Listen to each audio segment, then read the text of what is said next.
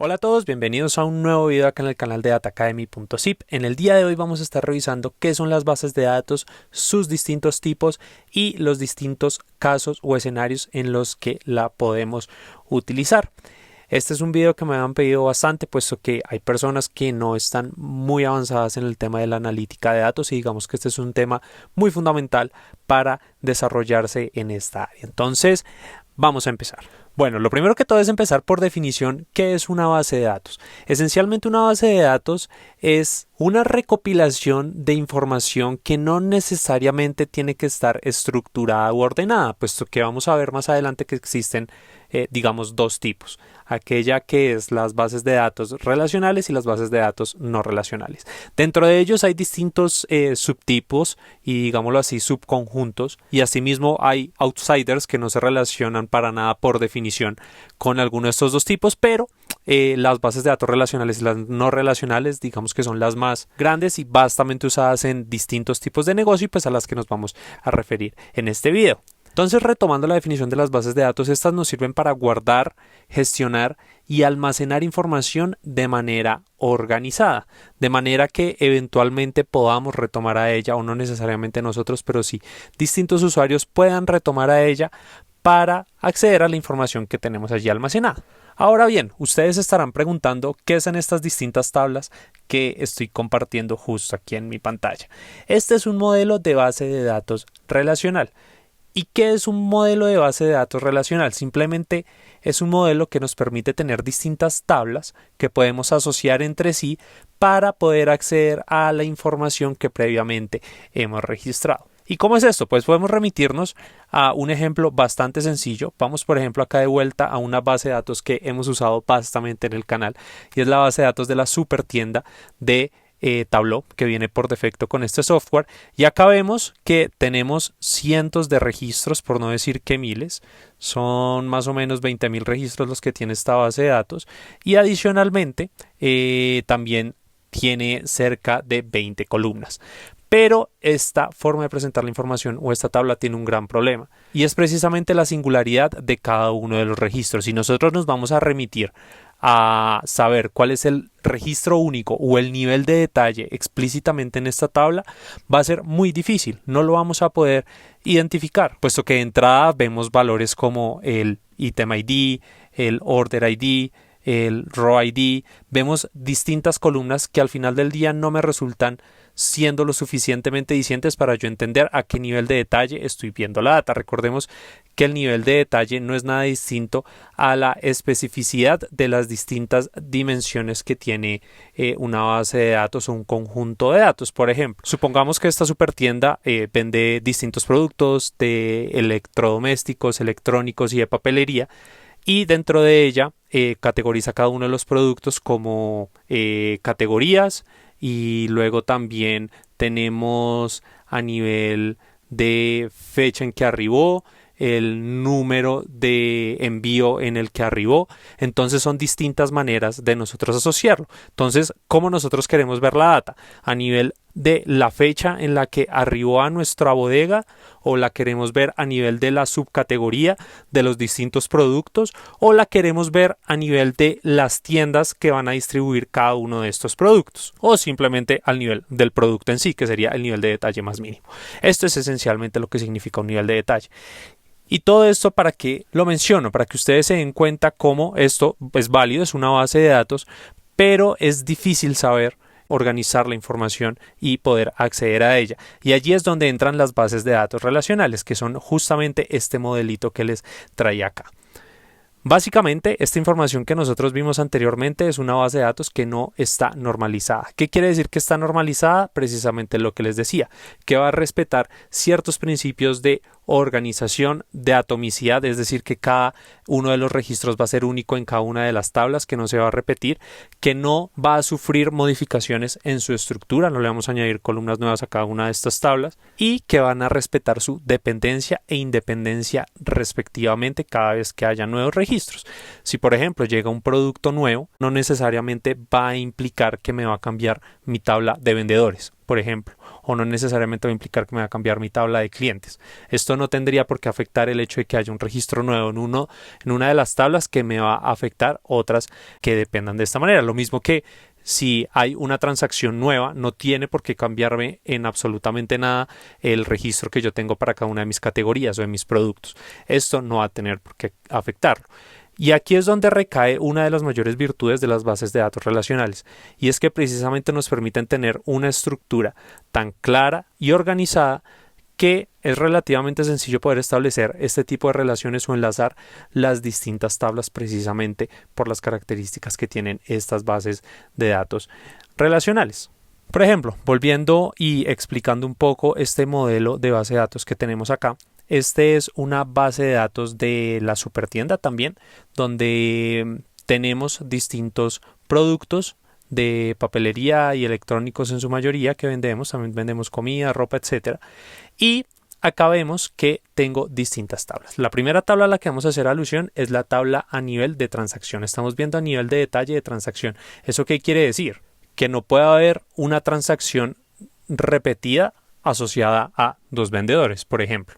Este no podría ser el caso, mientras que sí, de pronto dos transacciones pueden asociarse al mismo vendedor. Sería lo lógico, un vendedor puede ejercer dos transacciones en el mismo día, en su mismo turno, es lo lógico, pero no hace nada de sentido que una transacción sea realizada por dos vendedores. Lo mismo, lo lógico sería que si tenemos una transacción, podemos hacer alusión a que hayan varios productos, mientras que lo mismo que con el vendedor, no pueden haber distintos clientes, dos o más asociados a una misma transacción, porque simplemente eso no tiene ninguna lógica. Entonces eso es lo que mencionaba de las características y los principios que deben respetar las bases de datos relacionales y que precisamente nos permiten mantener esta consistencia en la información. También tenemos otra tabla de categoría donde hacemos la relación de qué productos pertenecen a cuáles categorías, y allí mismo se desglosa las categorías, cuál es el nombre asociado a cada una del ID de la categoría. Lo mismo con el producto. Y si nos vamos al otro lado, vemos que tenemos lo mismo para los clientes. Tenemos una tabla donde registro cada uno de los clientes asociado a un nombre en particular, y lo mismo con el vendedor. Cada vez que tengo un vendedor lo asocio a un nombre en particular. Y esto lo tenemos organizado de esta forma para hacer que la consulta o el acceso a esta información sea lo más eficientemente posible.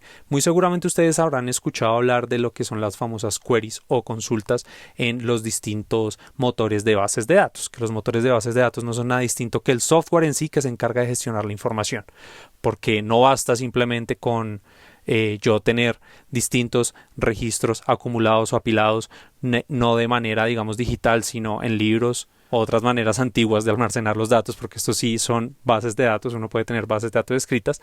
Con el paso del tiempo pues se ha ido evolucionando y existen estos motores de bases de datos que almacenan la información de manera eficiente, de manera estructurada, como es este caso, y entre ellos podemos encontrar a Oracle, a Postgres, a SQL Server, entre otras herramientas que se han dedicado precisamente a gestionar y almacenar este tipo de información. ¿Y cuál es una manera conveniente, o por qué podríamos decir que es conveniente tener organizada la data de esta manera?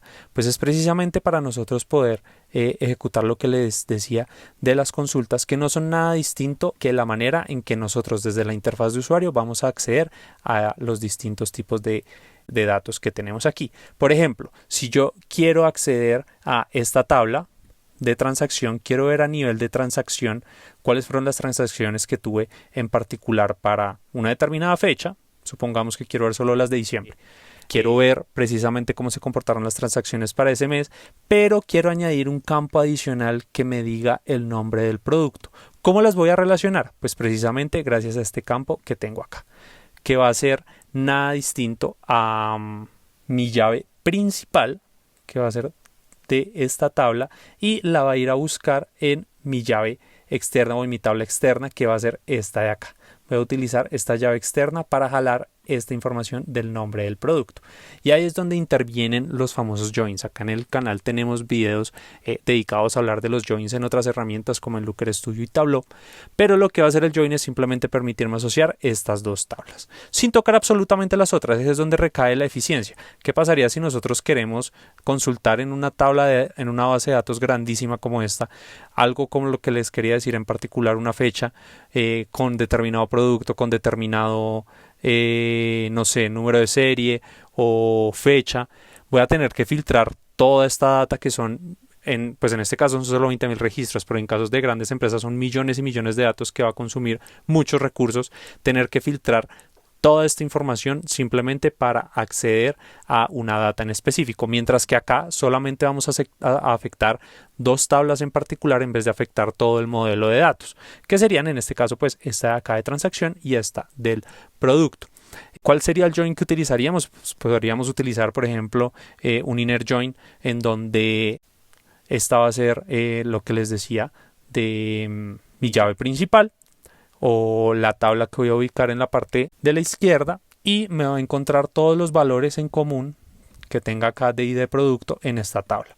Entonces me va a añadir también todos los valores que tenga en común de esta tabla de ID de producto, que en este caso va a ser lápiz de 3333 y papel. Me va a añadir esta columna a esta base de datos de acá, y de esta manera pues yo voy a poder visualizar la data uniendo estas dos tablas.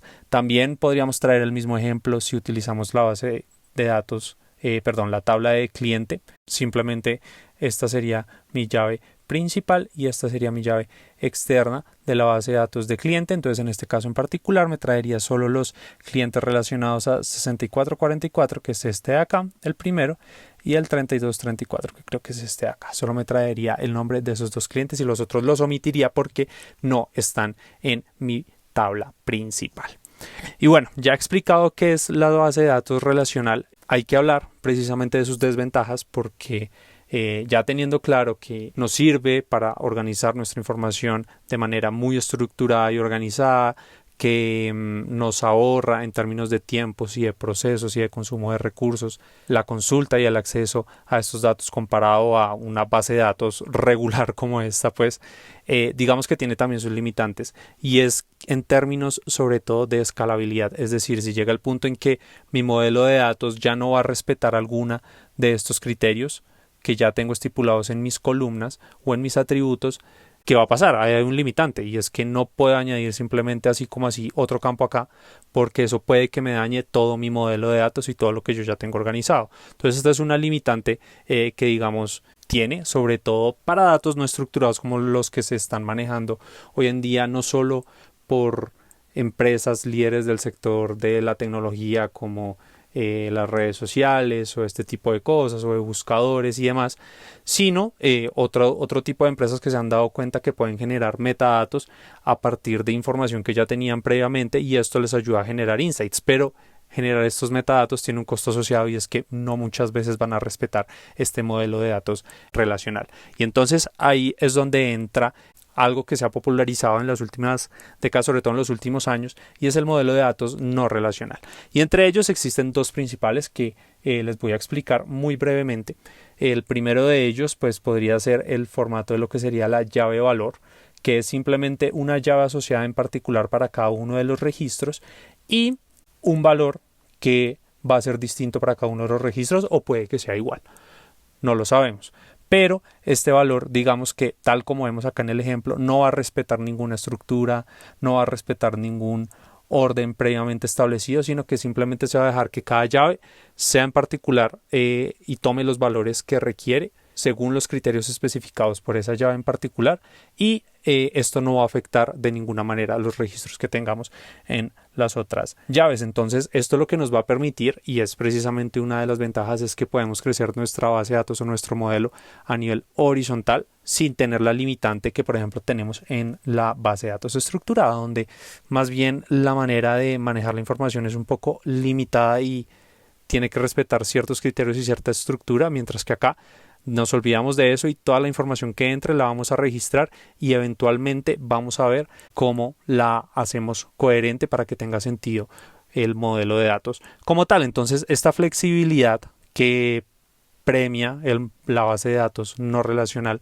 en cuanto a dejar de lado un poco la inmediatez de que tenga sentido mi modelo de base de datos y luego buscar la coherencia en el mediano plazo o una eventual coherencia considerando cuál es el comportamiento que van a tener mis datos, digamos que es un atributo muy particular de este modelo y que le permite precisamente tener este alto rendimiento y por lo cual es bastante utilizado por motores de bases de datos como Mongo o AWS, que es la plataforma desarrollada por Amazon para consumir y gestionar este tipo de datos. Y tenemos otro también muy popular que es el tipo documento, donde simplemente acá, como vemos el ejemplo con un archivo de formato JSON, podemos ver cómo este registro no se parecen absolutamente, o bueno, sí tiene sus similitudes, pero no respeta el mismo orden. Acá vemos que este tiene un Product ID aquí asociado, pero este tiene otro con distintas características y aún así hace parte del mismo modelo. Entonces, esto es lo que hablamos.